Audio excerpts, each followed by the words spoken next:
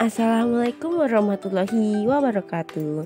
Perkenalkan, nama saya Gista Fiona Banuati dengan NIM 28921500006.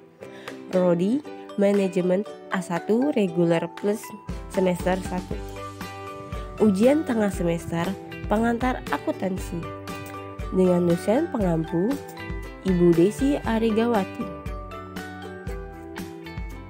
Universitas Pancasakti, Bekasi. Konsep akuntansi. Akuntansi didefinisikan sebagai sebuah proses identifikasi, pencatatan, pengukuran, pengklarifikasian, pengikhtiarisan atas semua transaksi dan aktivitas keuangan, penyajian laporan, serta menginterpretasian atas hasilnya. Persamaan akuntansi. Persamaan akuntansi merupakan gambaran dari posisi keuangan entitas neraca, di mana sisi kiri menggambarkan harta yang dimiliki oleh entitas, sedangkan sisi kanan menggambarkan status atau dari mana harta tersebut berasal. Aset sama dengan kewajiban ditambah ekuitas. Aset merupakan sumber daya ekonomi yang dikuasai atau dimiliki oleh entitas. Yang termasuk dalam aset antara lain adalah kas, piutang, persediaan, aset tetap, dan lain sebagainya. Kewajiban adalah utang yang timbul dari peristiwa masa lalu yang penyelesaiannya mengakibatkan aliran keluar sumber daya ekonomi pemerintah daerah. Kewajiban dapat dibagi menjadi kewajiban jangka panjang yang jatuh temponya lebih dari 1 tahun dan kewajiban jangka pendek yang jatuh temponya kurang dari 1 tahun.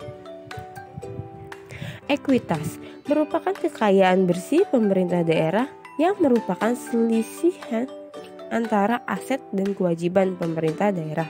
Pendapatan yang diperoleh entitas akan menambahkan ekuitas, sedangkan adanya beban akan mengurangi ekuitas.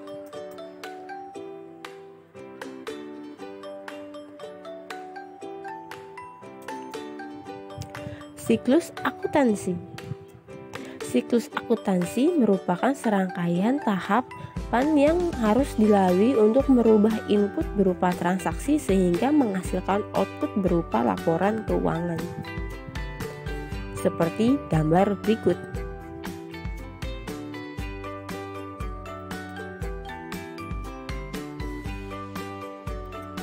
Siklus akuntansi dimulai dengan pencatatan transaksi atau aktivitas keuangan ke dalam jurnal. Transaksi telah dicatat ke dalam jurnal, kemudian diklarifikasikan ke dalam buku besar per akun atau kode rekening pada tanggal tertentu, misal akhir periode. Saldo dari setiap akun atau kode rekening dari buku besar diikhtisarkan atau dirangkum dalam neraca saldo. Neraca saldo menjadi dasar penyusunan laporan keuangan. Jurnal. Jurnal merupakan catatan kronologis dan sistematis atas seluruh transaksi keuangan tersebut. Sebuah entitas dalam melakukan pencatatan transaksi ke dalam jurnal digunakan metode double entry, di mana setiap transaksi akan dicatat di sisi debit dan sisi kredit. Dalam penulisan jurnal terdapat beberapa aturan yang telah menjadi kesepakatan bersama dalam akuntansi, yaitu: A. Jurnal ditulis secara kronologis berdasarkan tanggal terjadinya transaksi. B. Akun yang berada di sisi debit ditulis terlebih dahulu daripada akun yang berada di sisi kredit. C. Akun yang berada di sisi kredit ditulis menjorok ke kanan.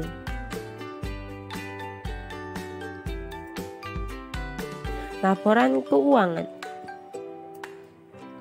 Berdasarkan PSAP 1 PP nomor 71 tahun 2010, laporan keuangan merupakan laporan yang terstruktur mengenai posisi keuangan dan transaksi-transaksi yang dilakukan oleh suatu entitas. Tujuan umum laporan keuangan adalah menyajikan informasi mengenai posisi keuangan, realisasi anggaran, saldo anggaran lebih, arus kas, hasil operasi, dan perubahan ekuitas suatu entitas yang bermanfaat bagi para pengguna dalam membuat dan mengevaluasi keputusan mengenai alokasi sumber daya.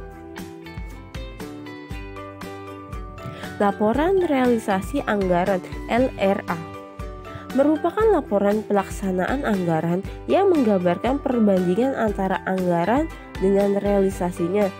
Dalam satu periode laporan, informasi yang terdapat dalam LRA berguna bagi para pengguna laporan dalam mengevaluasi keputusan mengenai alokasi sumber daya ekonomi, akuntabilitas, dan ketaatan entitas terhadap anggaran. Laporan operasional menyajikan informasi keuangan terkait dengan kegiatan operasional entitas. Penggunaan laporan keuangan dapat menggunakan laporan operasional untuk memperoleh informasi A. Mengenai besarnya beban yang harus ditanggung oleh entitas untuk menjalankan pelayanan. B. Mengenai operasi keuangan secara menyeluruh yang berguna dalam mengevaluasi kinerja entitas dalam hal efisiensi, efektivitas, dan kehematan memperoleh dan penggunaan sumber daya ekonomi. C. Yang berguna dalam memprediksi pendapatan yang akan diterima untuk mendanai kegiatan entitas dalam periode mendatang dengan cara menyajikan laporan secara komparatif. D. Mengenai penurunan ekuitas bila defisit operasional dan meningkatkan ekuitas bila surplus operasional. Catatan atas laporan keuangan meliputi penjelasan naratif atau rincian dari angka yang tertera dalam laporan realisasi anggaran, laporan perubahan SAL, laporan operasional, laporan perubahan ekuitas neraca, dan laporan arus kas. Catatan laporan keuangan setidaknya menggunakan hal-hal sebagai berikut. A. Informasi umum tentang entitas pelaporan dan entitas akuntansi, informasi tentang kebijakan fiskal atau keuangan dan ekonomi makro, ikhtisar pencapaian target keuangan selama tahun pelaporan, berikut kendala dan hambatan yang dihadapi dalam pencatatan target. Informasi tentang dasarnya penyajian laporan keuangan dan kebijakan-kebijakan akuntansi yang dipilih untuk ditetapkan atas transaksi-transaksi dan kejadian-kejadian penting lainnya. Rincian dan penjelasan masing-masing pos yang disajikan pada lembaran muka laporan keuangan. Informasi yang diharuskan oleh persyaratan standar akuntansi pemerintah yang belum disajikan dalam lembar muka laporan.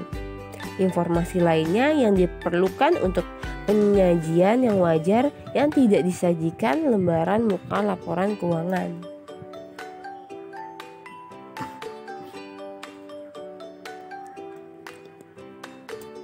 Contoh soal jurnal umum. PD di Digital Elektrika Solusindo pada akhir bulan Mei, kamu mendapatkan data-data transaksi sepanjang Mei dengan rincian sebagai berikut. Pada bulan Mei, transaksi dan tanggal sebagai berikut.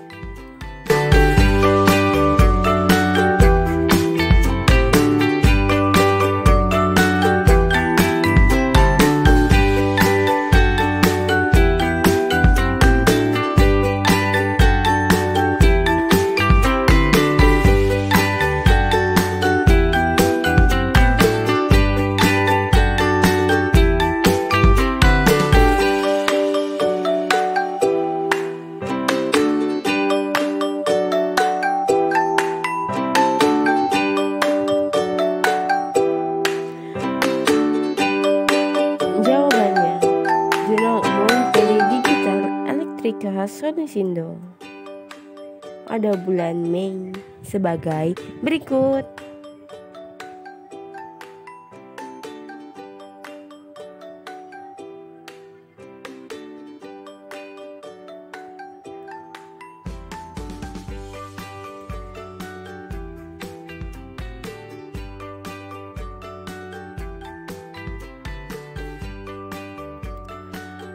Dan hasil total balance-nya adalah 250.900.000.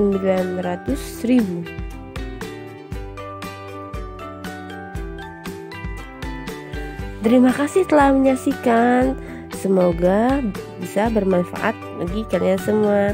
Wassalamualaikum warahmatullahi wabarakatuh.